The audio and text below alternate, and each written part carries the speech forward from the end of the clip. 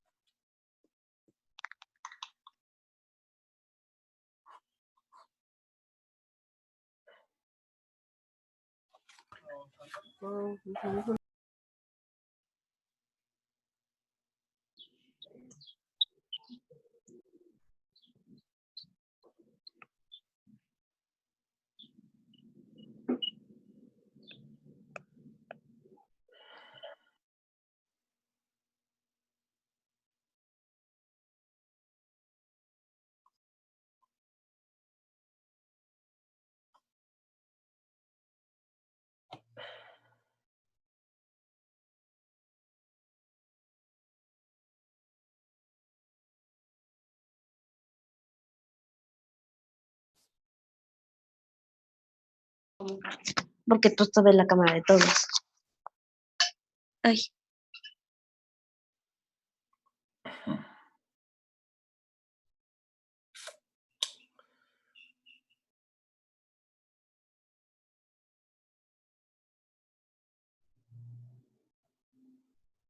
Bueno, vamos a empezar.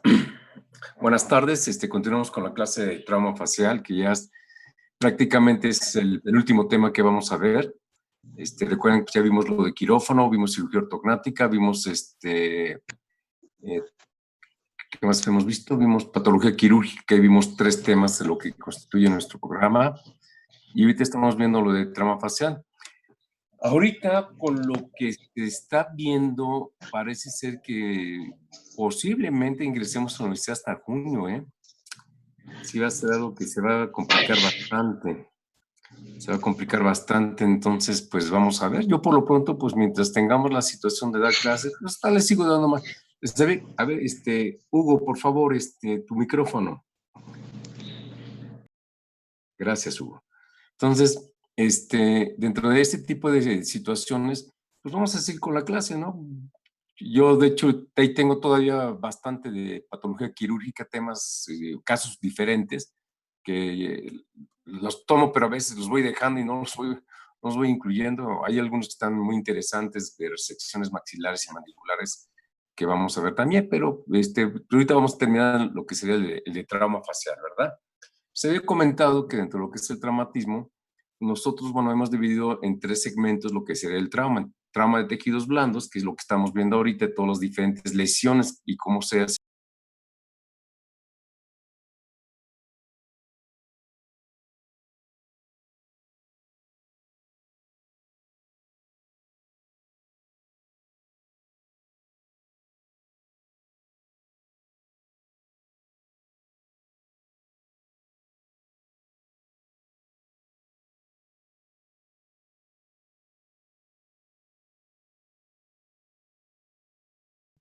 Bien, continuamos. Ya vimos el de abulsión, lo que en un momento representa este tipo de lesiones. Algo pues ya más severo, ¿verdad? Que lo que es la amputación, ¿no? La amputación pues involucra la pérdida de partes, obviamente con grandes sangrados. Esto pues nos indican ya casos asociados a traumatismos muy severos, con una energía de fuerza bastante aplicada. Lo vemos más en accidentes de trabajo y en accidentes automovilísticos, ¿no? Algunas riñas pues llegan a ocasionar también esto, ¿no? Principalmente cuando son agresiones con armas blancas, como machetes o cosas por el estilo. En una ocasión nos llegó, cuando estaba yo en especialidad, nos llegó un caso de una pérdida de toda la parte media superior de la cara, o sea, nariz y toda la premaxilas la había perdido el paciente, ¿no? Y eso fue en un accidente automovilístico. Ella nos habían mandado de Guadalajara el 20 de noviembre y cuando llegó, pues había nada más acercado los bordes, pero desafortunadamente ni la nariz ni la premaxilas estaban con el paciente. Nos lo trasladaron de urgencias desde Guadalajara hasta la Ciudad de México, pero no tenía y nada más tenía afrontado los bordes. Entonces, imagínense afrontar la comisura de boca de lado a lado y sin nariz es algo muy, muy fuerte para un paciente, ¿no? Ahí ya desafortunadamente se tenía que esperar que cicatrizara eso, se colocaran expansores por parte de cirugía plástica y tomar injertos para reconstrucción, pero ya, eso ya yo estaba saliendo del especial cuando se manejó ese tipo de situaciones. Entonces podemos ver que también la amputación puede existir inclusive en la cara. Obviamente pues hablamos más de extremos, ¿verdad? Los extremos como son brazos, dedos, piernas, donde se llegan a presentar este tipo de situaciones. Y pues el tratamiento hoy en día pues es la reconstrucción, pero siempre y cuando los tejidos se puedan mantener y lleguen a buen tiempo para su reconstrucción. Ya esto se hace con microcirugía. Tenemos lo que es la punción o penetración, que es ocasionado por algún objeto agudo y puntiagudo. El sangrado puede ser interno, puede ser severo, porque vamos a encontrar también una vía de salida aquí. Este tipo de heridas se ven mucho en pacientes pediátricos, principalmente porque se clavan algún clavo o lápiz, andan con el lápiz en la boca, se caen y cuando ven, ¡pum!, se clava en las mucosas, se pueden clavar en los tejidos blandos, ¿no? Si es un objeto metálico, pues se tiene que aplicar la tetánica, la vacuna de entrada. Si es un objeto que no ha ocasionado una herida grande, el simple hecho de colocar un adhesivo como transport, por ejemplo, uniendo la herida, con eso es más que suficiente. Aquí va a ser más importante lo que es el tetánico y checar que el sangrado pues no sea severo, ¿no? Que es también algo que nos interesa mucho en este tipo de pacientes. La presión es algo que en un momento nos puede ayudar a poder controlar este tipo de sangrados que en un momento se presentan. Cuando llega a haber un sangrado que es un poquito profuso, o sea, que el paciente está constantemente con el sangrado, la manera en la cual nosotros vamos a controlar el sangrado es en base a la presión. La presión definitivamente es el mejor procedimiento para poderlo realizar. Y esto se va a hacer colocando una gasa y presionando alrededor de la herida o sobre la herida donde se encuentre según el daño en los tejidos. Pero sin embargo, también es importante tomar en cuenta lo siguiente. Cuando ustedes van a colocar una gasa, esa gasa, aunque se impregne de sangre, sobre ella vamos a estar colocando otras. Pero la gasa, la primer gasa que se coloca o la que se deja sobre los tejidos, esa no se debe de retirar. Aunque esté impregnada de gasa, nunca se debe de retirar. Sobre ella se van a estar colocando otras gasas, se va a estar haciendo la presión de igual manera y esas se van cambiando según se vayan llenando de sangre, pero la primera gasa nunca se debe de retirar. Eso sucede de repente en cirugía de tercer molar, que de repente, pues si por alguna razón se ha lesionado la arteria del paquete vasculonervioso del dentario inferior, cuando nosotros queremos controlar un sangrado, introducimos una gasa, hacemos presión en esa gasa y luego colocamos 2 o 3 gasas encima. Si se va llenando de sangre, se deben retirar las gasas superiores, pero la primera gasa siempre se debe dejar porque es la que nos va manteniendo a que en un momento dado facilite lo que es la formación de un coágulo y por consiguiente el poder controlar un sangrado, ¿verdad? Entonces, eso es lo que se tiene que hacer. Heridas de entradas por salida, por ejemplo. Estas heridas que son muy comunes en lo que se conoce por heridas por armas de fuego, que es conocido como PAF, es HPAF, PAF. En cualquier hospital, cuando ustedes vean las siglas de HPAF, nos indica pues, herida por arma de fuego. Y las heridas por arma de fuego, o en el argot médico, pues también siempre mencionas que viene un PAF o hay un PAF en urgencias o algo por el estilo, nos indica precisamente una herida por arma de fuego, ¿no? Las heridas por arma de fuego en sí, si tiene entrada y salida, pues qué bueno y mejor para el paciente, ¿verdad? Sin embargo, sí se tiene que valorar hasta dónde en un momento dado se ha ocasionado la herida. Hay una fortuna que como entra la bala también va cauterizando de alguna manera, entonces las heridas desangradas no son tan intensas o tan fuertes, a menos que haya perforado alguna arteria de manera significativa, ¿no? La cual nos está indicando pues, que hay un sangrado constante y fuerte que puede ser inclusive interno en el paciente.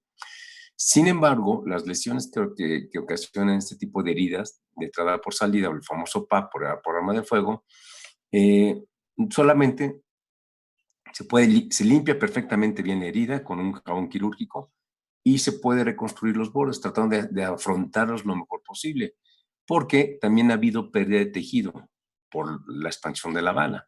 Entonces, cuando eso indica, tenemos que manejarlo. Y las balas muchas veces se dejan, no siempre se van a extraer, sino tienden a dejarse.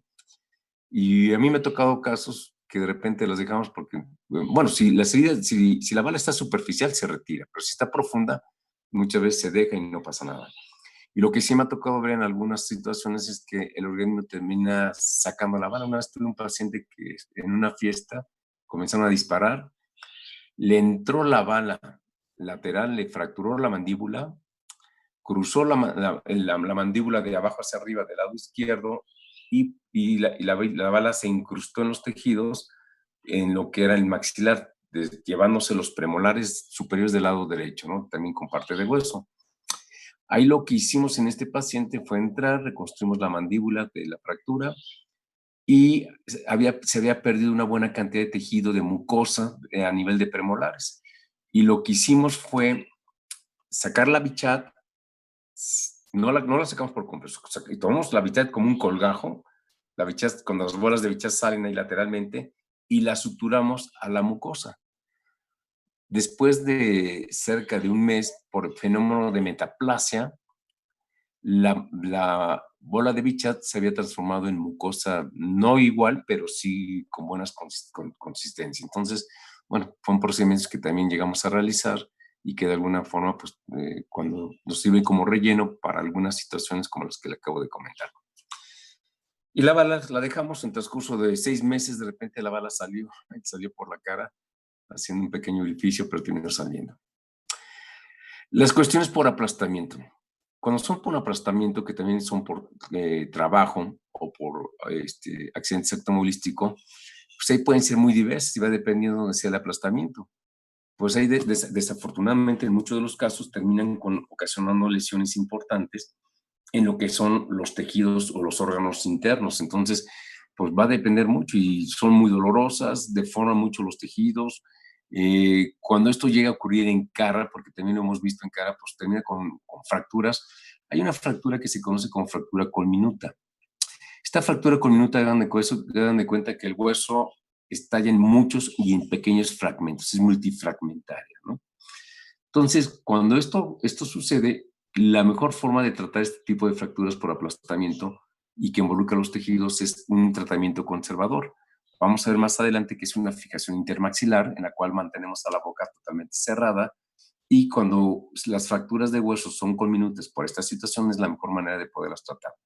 Sin embargo, cuando hablamos de tejidos blandos, nosotros tenemos que tomar en cuenta la reconstrucción de los propios tejidos lo más cercano posible y también hay que ver qué tejido queda viable, o sea, todavía queda con buenas condiciones o situaciones para que el tejido se pueda quedar todavía en el paciente. Desafortunadamente, muchos de ellos pierden aportes sanguíneos y se tienen que ir retirando, porque si no, eso va a ocasionar una necrosis y esa necrosis va a terminar desafortunadamente con un problema de infección inclusive. Entonces, pues los aplastamientos son algo difíciles, son muy deformantes y bueno, pues también llegan a ser muy dolorosos y hay que tomar en cuenta en dónde se ha llevado a cabo este tipo de aplastamiento de lesión.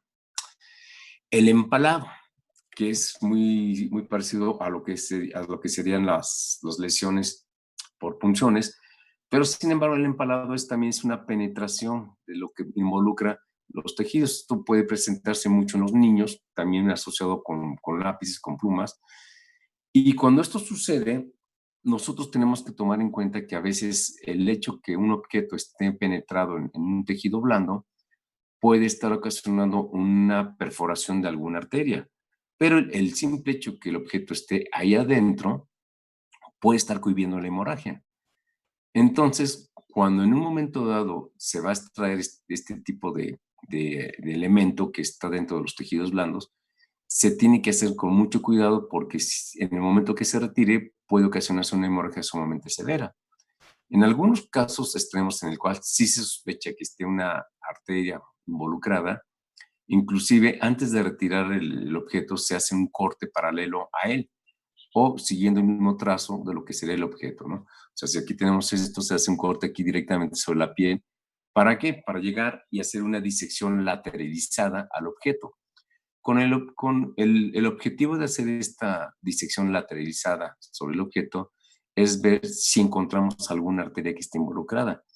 Porque de ser así, pues automáticamente cuando retiramos el objeto va a haber el sangrado, pero ya como tenemos la disección lateralizada al objeto, pues vamos a poder atrapar la arteria, cohibirla y en un momento dado suturarla y ya después reconstruirlo. Si nosotros hacemos el procedimiento de que quitamos el objeto en la herida que está presente, cuando lo hagamos, si va a haber un sangrado profuso, podemos tener problemas inclusive para poder atrapar la arteria y poder cubrir una hemorragia de una manera importante. Por eso es que a veces se prefiere hacer cortes aunque se extienda la lesión, pero con el objeto de que la disección lateralizada nos permita precisamente ver la arteria que está de esa manera y poderla atrapar y cohibirla de alguna manera. Entonces, bueno, son maneras. Todo esto se debe manejar con crioterapia las primeras de 24 36 horas principalmente. Se deben de manejar con antibióticos, ya mencionamos algunos de ellos que se pueden recomendar el día de ayer, y obviamente pues analgésicos, ¿verdad? Y si es posible, reconstruir no nada más la parte de tejidos profundos, sino también lo que es la piel con mucho cuidado, tratando de que esto nos deje una menor cicatriz posible. Siempre que un objeto entra en forma empalada para lo que son los tejidos blandos en cara, se deben de tratar de reconstruir. De no ser así, nos va a dejar una deformidad bastante marcada. Y hemos de tomar en cuenta que va dependiendo también de la profundidad, porque muchas veces este tipo de situaciones hace que se ocasione un problema importante sobre lo que son los tejidos musculares. Entonces, los tejidos musculares, pues a la vez se tienen que reconstruir también. Las mordeduras. Ya hablamos un poco acerca de las mordeduras y más si son por animales, ¿verdad? Estas pues, nos van a dejar diferente tipo de deformidades y más si son en cara.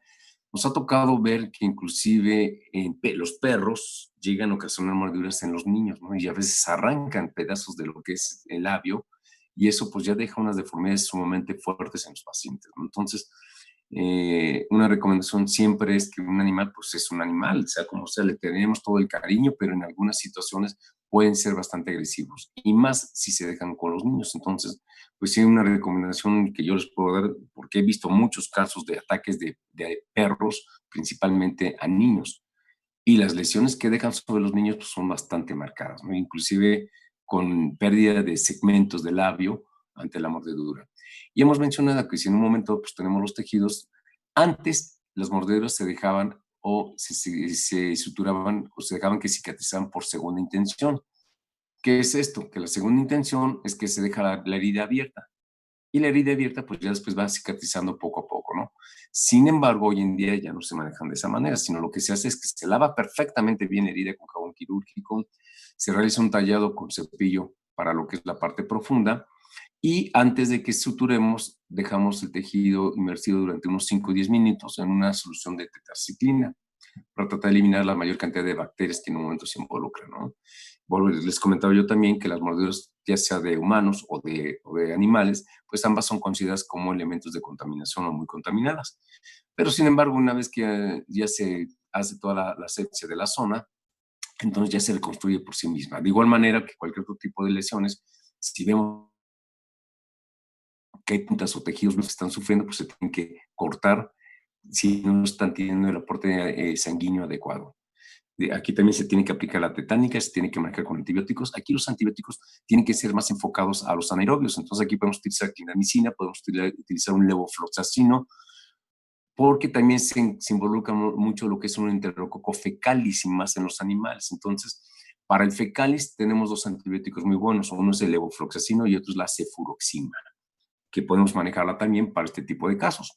E inclusive podemos manejar un doble esquema de antibióticos en el cual podemos mandar una cefuroxima y manejar un metronidazol para los anaerobios, que es muy importante para este tipo de pacientes.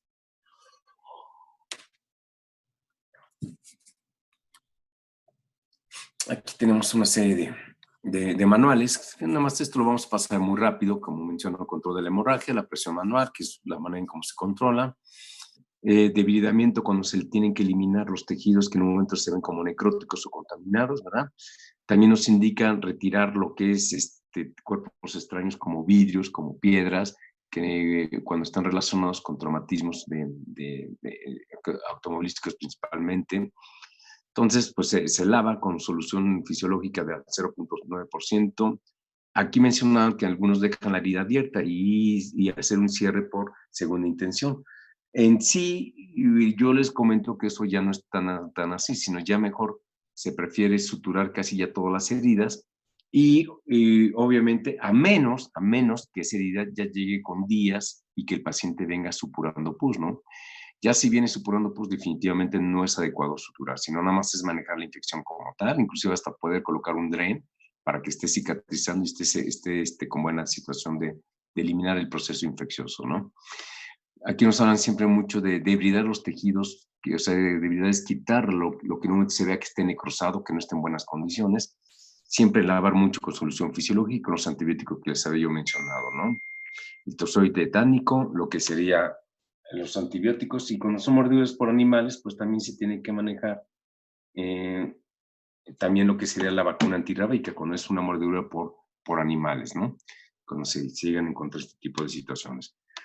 Cuando son contusiones, pues el hielo va a ser muy importante, los analgésicos de igual manera, y si hay presencia de un hematoma, pues eliminar, ¿no? Las cremas de heparina que se colocan sobre las heridas de tratamientos de contusiones es para que vayan controlando lo que sería un proceso de infección que se pueda manejar más adelante, ¿no?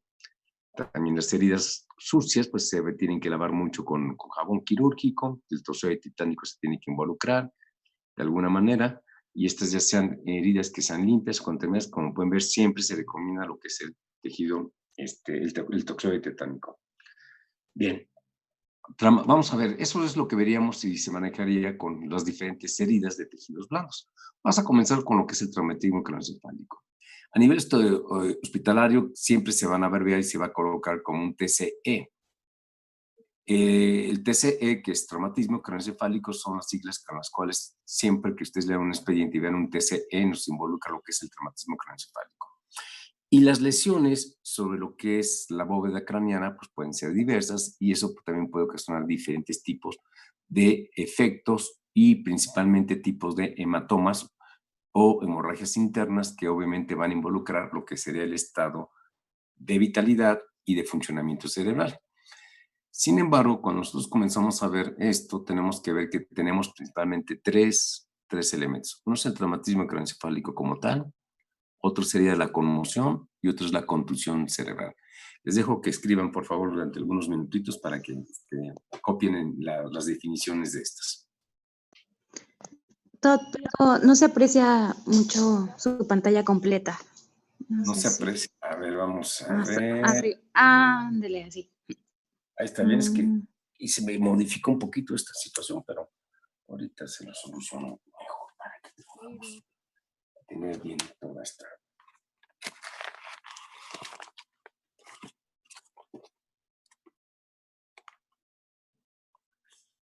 Ahí está mejor, ¿verdad? Sí, Doc. Perfecto. Gracias.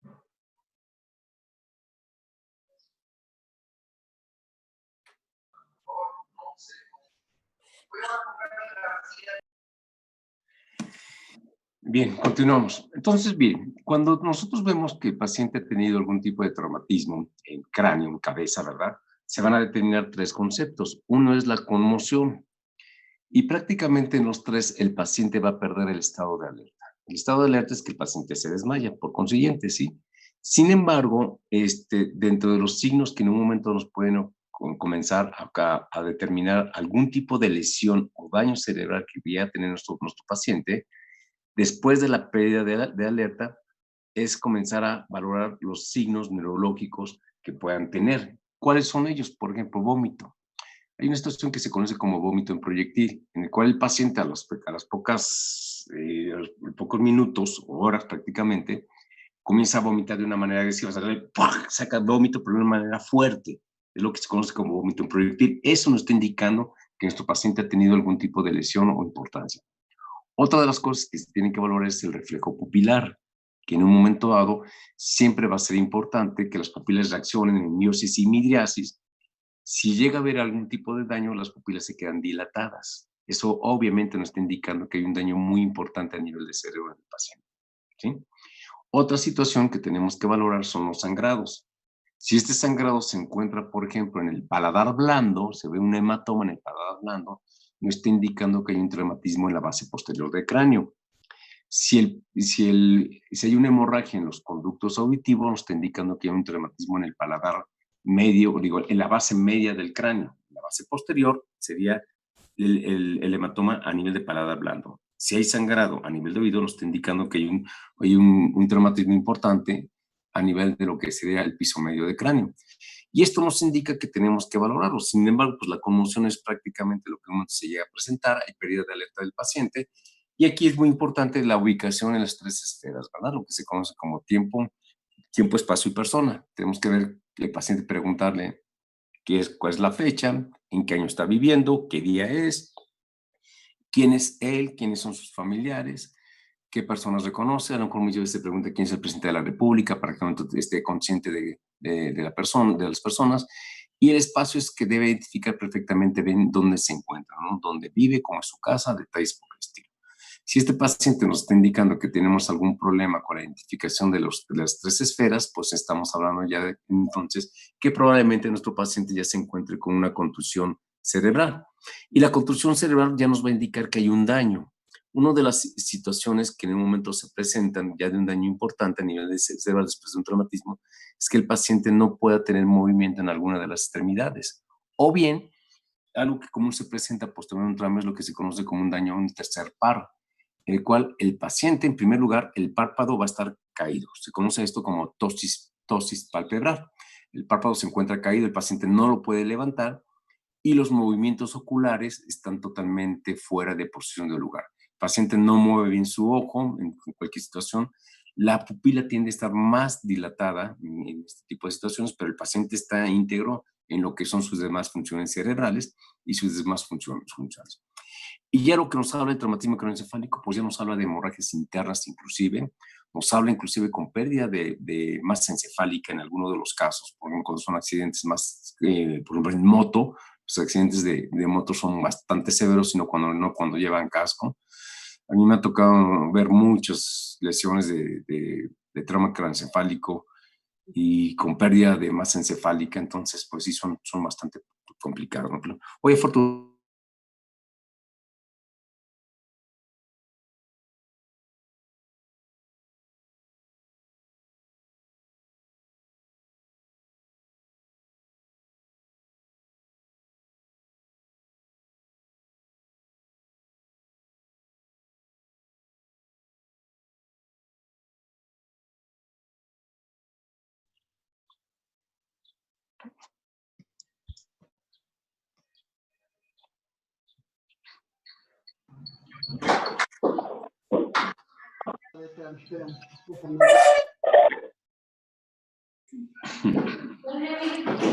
Emiliano.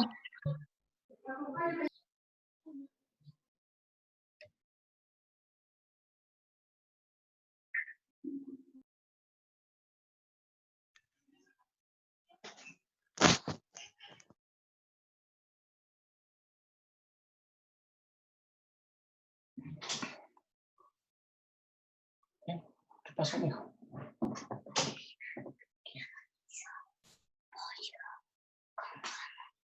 Wow.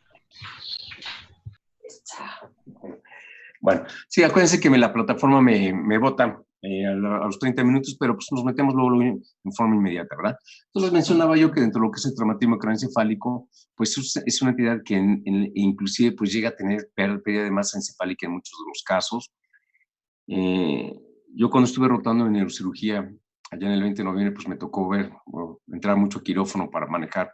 Los neurocirujanos operaban 6 pacientes, de 6 a 8 pacientes diarios, traumatismo craneoencefálico, evacuando hematomas en diferentes regiones. Y a veces, pues sí, veíamos casos de pérdida de masa encefálica muy severas, y principalmente eran por motos. Les comentaba yo que ya afortunadamente, pues ya la gente que maneja la moto, pues tiene esa situación, esa vialidad ya de la educación del casco, ¿no? Que es muy importante. Luego nos tocaba casos que iban el novio con la novia atrás y de repente perdían el control y se estrellaban en plataformas.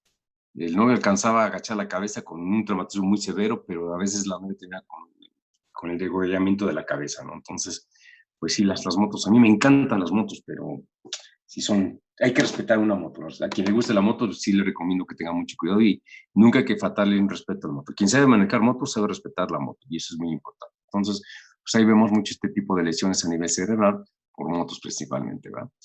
Y aquí estamos viendo también algunos mecanismos que producen lo que es el traumatismo craneoencefálico, ¿verdad? En la imagen B, pues al hacer muchas veces el uso de los forceps, por ejemplo, es cuando lo sacan, llegan a ocasionar algunas lesiones que terminan con algunas situaciones de conducta, por ejemplo, o en un momento de respuesta cerebral en algunos pacientes. Entonces llegan a traumatizar también lo que es el cráneo. En la parte 2 tenemos lo que es el famoso PAF, ¿verdad? Lo que yo les mencionaba, pero en este caso la herida por arma de fuego, que muchas veces llega a pasar. En algunos casos, una vez me tocó ver un caso que de un pobre hombre que se quiso suicidar. Se colocó la bala, la pistola, en la 100, pero la dirigió de una manera muy anterior. Entonces, cuando se disparó la bala, se llevó los dos nervios ópticos, salió del otro lado, quedó vivo y ciego. Pobre tipo, realmente sí fue algo muy severo, ¿no? O nos ha tocado ver que gente que se mete la pistola en la boca para suicidarse, pues de repente la bala entra, fractura todo el maxilar, fractura el cerebro, pues el paciente queda vivo. Entonces, pues ahí son situaciones que tenemos que tomar en cuenta. Pero sin embargo, pues las heridas muchas veces juegan a la famosa ruleta. Que tenga pistolas, tengan mucho cuidado con eso. También nos tocaba mucho ver casos de que jugaron a la ruleta y pum, pues llegaba el otro con la bala adentro y con el traumatismo craneoencefálico y severo. Y bueno, pues de alguna forma todo ese tipo de lesiones, las hemorragias internas que se originan a nivel del encéfalo, pues siempre terminan con deterioro en diferentes funciones. Nunca vuelven a quedar bien los pacientes. Entonces, pues siempre hay que tener cuidado, ¿no? Las caídas. En las caídas, que muchas veces llegan a ser en la parte posterior, ahí llegan a ocasionar fracturas, lo que son internas y hemorragias internas en los diferentes pacientes, ¿no? Los golpes por objetos, por ejemplo, este golpe en el mentón, que es algo muy común, nos ocasiona fácilmente una contusión, porque en el momento que se golpean, las articulaciones hacen un impacto importante y severo sobre lo que es el piso anterior y de ahí la conmoción o el desmayo del paciente, ¿no? Pero sin embargo, pues pueden ocasionar fracturas internas y esas fracturas internas nos pueden ocasionar diferentes tipos de hemorragias, ¿no? Y por último, pues tenemos lo que es el golpe bueno, lo que mencionamos en la barbilla, lo que es el golpe con objetos en la parte interna superior, que esto pues llega a ocasionar también diferente tipo de lesiones y hemorragias, ¿no? Que de alguna manera son los mecanismos más convencionales durante lo que serían los diferentes traumas craneoencefálicos. Bien, dentro de lo que son los traumatismos craneoencefálicos, nosotros vamos a ver y hemos hablado acerca de cuáles son las lesiones más comunes y podemos ver que los tenemos extracerebrales, que en un momento dado van sobre las capas, ¿verdad? Las capas de la dura madre, que son las capas que van envolviendo al cerebro. Y ahí es donde más comúnmente se llegan a presentar los diferentes hematomas o sangrados.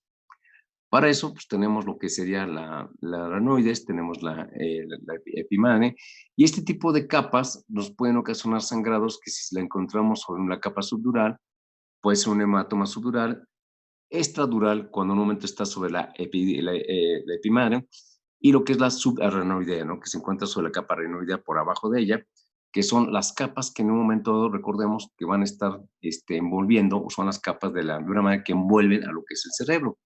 Y en diferentes niveles se van a encontrar este tipo de hematomas.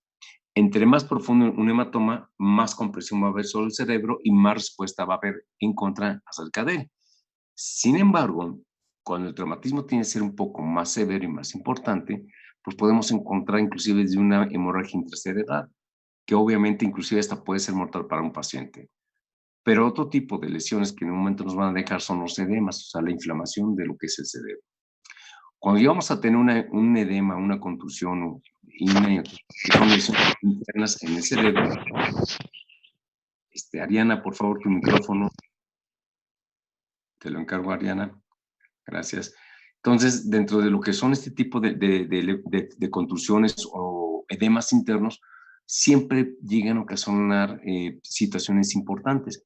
Algo que, por ejemplo, podemos recomendar nosotros, por ejemplo, si alguien desafortunadamente llega a tener alguna caída de escaleras o algo por el estilo, pues los traumatismos que se dan en la cabeza son sumamente fuertes. Y algo que se recomienda que pueden utilizar para poder ayudar a contener un edema intracraneal, intercerebral, es la aplicación inmediata de un corticosteroides, como puede ser en este caso el Alin, que es la dexametasona. Yo sí les recomendaría que cuando tengan un traumatismo, lo primero que inyecten es una dexametasona. ¿Para qué? Pues para evitar que haya un edema importante. Entre el problema de los edemas cerebrales o intercerebrales es que comienzan a ocasionar compresión sobre algunos núcleos nerviosos. Y al haber una compresión sobre algún núcleo nervioso, dependiendo de dónde se lleva a cabo este edema, va a haber alteraciones en la función, desde funciones de sensibilidad, funciones de movimiento, funciones como la percepción de algunos elementos, en este caso para nosotros de BOG, el sabor de los alimentos, el olor, detalles por el estilo. Y esa es una complicación que luego puede quedar permanente en el paciente o temporal durante un largo tiempo, y esto se puede evitar si en un momento dado infiltramos algún tipo de corticosteroides de manera inmediata al recibirse un traumatismo. Entonces, ahí sí les puedo recomendar que puedan aplicarse de esa manera, ¿no? También como una situación de ayuda o de punción en el momento de un traumatismo. Cuando vemos nosotros también las fracturas, vamos a ver que hay diferentes tipos de fracturas, ¿no? Que en un momento dado se pueden encontrar desde una fisura hasta lo que es una fractura que lleve a cabo la pérdida de la masa y que en un momento pues, pueda ser algo mucho más complicado, ¿no? Esto regularmente lo vamos a encontrar en situaciones asociadas con accidentes automovilísticos, ¿no? Pero sin embargo, pues las radiografías y las tomografías nos ayudan a poder valorar hasta qué grado de complicación o de severidad llega a presentarse después de un traumatismo, el tipo de fractura que puede llevarse a cabo en los diferentes niveles de todo lo que es la bóveda craneal. Dentro de lo que son las clasificaciones de patologías, siempre se van a determinar, se va a valorar en base a tres elementos, que es uno es el aspecto clínico, otro es las radiografías y otro es la patología. En base a la clínica, nosotros nos vamos a enfocar a una clasificación determinada por la escala de Glasgow. La escala de Glasgow, también conocida como escala de coma de Glasgow, es una escala en la cual todo paciente que ha recibido un traumatismo y al llegar a urgencias, lo primero que van a valorar es esta escala, que es un aspecto clínico de alteraciones funcionales que llega a tener el paciente. Una vez que el paciente se ha llevado a cabo en base a la escala de Glasgow, que la vamos a ver a continuación, pues es sometido a un TAC, ¿verdad? A una tomografía, la cual nos va a determinar dónde está la lesión, qué tipo de fracturas llegan a tener, la presencia de edema o la presencia de hematomas, ya sea extracerebrales o intracerebrales, y eso pues, nos va a determinar de una manera importante para la valoración y el daño que ha tenido un paciente. Y luego, en base a todo eso, pues vamos a ver qué tipo de lesiones llega a tener. Y en base a las lesiones es cómo se van a hacer los diferentes tratamientos en el traumatismo craneoencefálico. Entonces, bueno, vamos a repetir rápido. Para poder determinar y clasificar el tipo de daño de traumatismo que ha tenido nuestro paciente, se observa primero el aspecto clínico de manera pronto en base a la escala de Glasgow, después radiológicamente en base a una tomografía y en base a lo que se va observando en el paciente en relación a estos dos elementos, determina el grado patológico de lesión que llega a tener nuestro paciente. De acuerdo a esto, pues vamos a tener un pronóstico que también puede ser muy diferente, ¿no? Les dejo que copien esto para que en un momento pues también valoremos lo que son los factores de pronóstico en un paciente.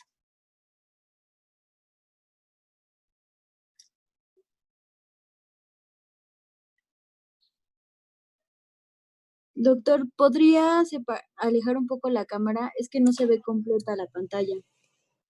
A ver, ahí está mejor. Sí, ¿verdad? Ahí, ¿verdad? Bueno,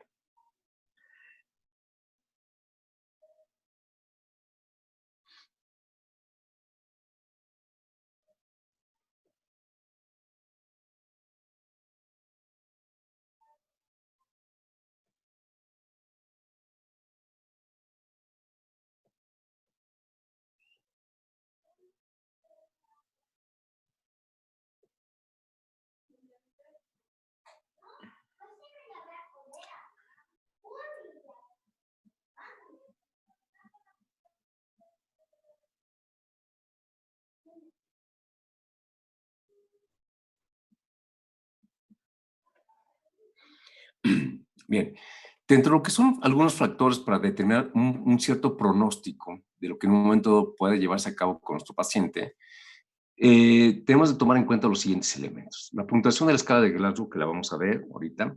La edad del paciente es muy importante porque entre más edad tenga nuestro paciente, menor pronóstico va a tener para tener una situación favorable. La reactividad de las pupilas, había mencionado que es un elemento indispensable y fundamental. Si las pupilas se quedan dilatadas por algún tiempo y no tienen una reacción a lo que es la luz para una respuesta favorable pupilar, nos está indicando que el daño cerebral pues llega ya a ser de una manera muy, muy significativa y muy importante. También vamos a ver algunas situaciones que en un momento van a ser controladas por el cerebro, ¿no? Por ejemplo, si el paciente comienza a tener situaciones de hipotensión, se comienza a hipotensar, baja su presión arterial, comienza a tener problemas de la oxigenación, la presión intracraneal llega a estarse elevada o llega a estarse, principalmente cuando se llega a elevar la presión intracraneal, vemos algunas alteraciones, por ejemplo, en los datos del TAC, que vamos a ver a continuación también cómo se ven lo que son los diferentes hematomas. Un punto, cuánto lleva el paciente con la pérdida del estado de alerta, ¿verdad? O sea, cuánto tiempo el paciente lleva en estado de coma, que se va a presentar. Si la propia tomografía nos da la presencia de hematomas epidurales, por ejemplo, o hemorragias subarachnoideas, que son también lesiones muy fuertes que llegan a determinar. ¿Por qué es importante tomar en cuenta estos elementos? Porque esto nos va a dar un pronóstico de vida para un paciente. Y a veces no nada más nos da un pronóstico para el que el paciente pueda o no salir con vida, sino también nos va a determinar las posibles lesiones que posteriormente pueda tener como secuelas después de que el paciente pueda salir de todo este tipo de situaciones después de un traumatismo craneoencefálico. Y aquí comenzamos a ver nosotros lo que son ciertas lesiones, como les había mencionado. Los hematomas o las hemorragias que se llegan a presentar, tenemos tres principales que se han mencionado, ¿no? Uno es este que se le conoce como signo de mapache, este que vemos aquí. Vamos a ver que hay un hematoma bipalpebral bilateral, o sea que ambos párpados se encuentran con sus moretones, como quien dice, de ahí tal vez el signo conocido como signo de mapache, y este signo de mapache nos está indicando regularmente la presencia de una fractura Lefort 3, que es algo, y está relacionado con una fractura de piso anterior, porque recordemos que también esta fractura Lefort 3 se va a separar los huesos de la cara de la base del cráneo, o sea, la base del cráneo sería en la parte anterior. Entonces, prácticamente los huesos faciales están separados. Vamos a ver más adelante cuál es una fractura Lefort 3 que sí está como tal indicada y está asociada con un signo de mapache. Siempre que hay signo de mapache, siempre va a haber una fractura Lefort 3. Luego tenemos el signo de Battle. El signo de Battle, que es el del medio, nos está indicando un hematoma en la parte posterior de la oreja y muchas veces con sangrado o presencia de sangre en el oído. Pero sin embargo, si tenemos este hematoma en la oreja, en la parte posterior, nos está indicando que hay una fractura de piso medio de cráneo, ¿no? Y si al abrir el paladar, como les menciona, la boca, como ellos mencionan, si hay un hematoma en lo que es el paladar blando, nos está indicando que tenemos una fractura de piso de cráneo posterior. Entonces, también aquí comenzamos a hacer este tipo de valoraciones que nos pueden indicar algún tipo de fractura y algún tipo de hemorragia entre las fracturas de los diferentes pisos de cráneo. Entonces, bueno, la bóveda craneal la vamos a valorar radiográficamente, tomográficamente, pero algunos signos también nos pueden ir adelantando un posible daño que vaya teniendo nuestro paciente. ¿Por qué es importante todo esto? Porque la movilidad de ciertas situaciones ante una fractura, principalmente lo que es el piso posterior y el piso medio, podemos ocasionar, sí, el desgarramiento de algún vaso importante y por consiguiente un sangrado interno que puede ser más severo. Si el paciente ya tenía el problema importante, pues esto lo podemos agravar nosotros ante esta situación. Aquí comenzamos a ver lo que serían diferentes tipos de hematomas, ¿verdad? De sangrados internos que en un momento se van relacionando con lo que sería, si en un momento está por fuera de lo que es la dura madre, es un hematoma epidural. Si este está interno a lo que es la dura madre, es considerado como una hemorragia subdural, ¿sí? Y una más interna ya sería una hemorragia intracraneal, que son prácticamente los tres tipos de lesiones que se van a presentar.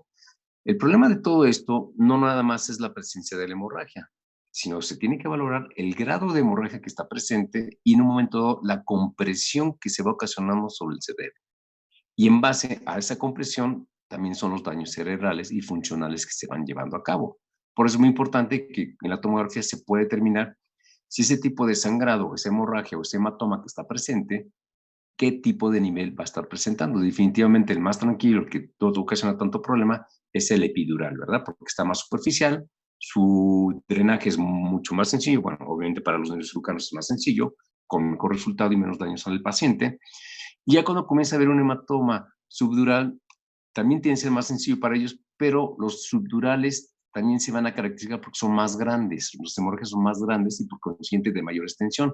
Al tener mayor extensión hay mayor daño en diferentes zonas, dependiendo de donde se encuentren, de lo que es el cerebro. Y obviamente va a haber más signos y mayor complicación de la recuperación del paciente por sí mismo.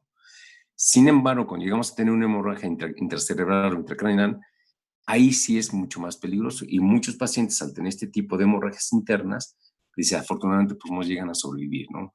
Regularmente se dan cuando son principalmente por estadios patológicos, lo que se conoce como eventos vasculares cerebrales, que en ocasiones pueden ser asociados por situaciones de alteraciones cardiovasculares, como lo que es la hipertensión. Algunos tumores llegan a ocasionar este tipo de hemorragias, desafortunadamente el cáncer también llega a ocasionar este tipo de alteraciones, pero son cosas que tenemos que ir viendo y valorando. Bien, vamos a dejarle aquí y nos vamos a ver el lunes, por favor. ¿Alguna pregunta? ¿Ninguna duda, pregunta que tengan? Sí, yo tengo una, A ver, Iván, con gusto, por favor. en el caso de las compresiones a los nervios por alguna extravasación, por trauma, ¿puede existir alguna neuralgia? Sí, sí, sí, sí. De hecho, muchas veces una de las situaciones de las neuralgias llegan a estarse asociado con un antecedente de un traumatismo. Y tal es más que las hemorragias, los edemas cerebrales. Cuando llega a haber un edema cerebral, que es una inflamación del cerebro posteriormente de un traumatismo, si este se encuentra muy abajo y se encuentra cercano a donde se encuentra el núcleo de lo que sería el trigémino, y llega a comprimirlo, esta compresión llega a ocasionar situaciones de neuralgias en un paciente posteriormente, ¿no? Y sí se puede presentar. No es muy común y afortunadamente si es tratado en forma pronta y adecuada, se puede evitar cualquier daño, pero desafortunadamente en algunos casos sí puede ocasionarse este tipo de alteraciones terminando con una neuralgia trigeminal. Bien, gracias. ¿Sí? ¿Alguna duda o pregunta más que tengan? ¿No? Bueno, pues entonces mañana no tenemos clase. Nos vemos el lunes, por favor, a la 1:00. Les agradezco su atención. Nos vemos el lunes. Gracias. Dios. Gracias. Gracias, Tengan Gracias, bonito doctor. fin de semana. Cuídense mucho, ¿eh? No salgan. sí, igualmente.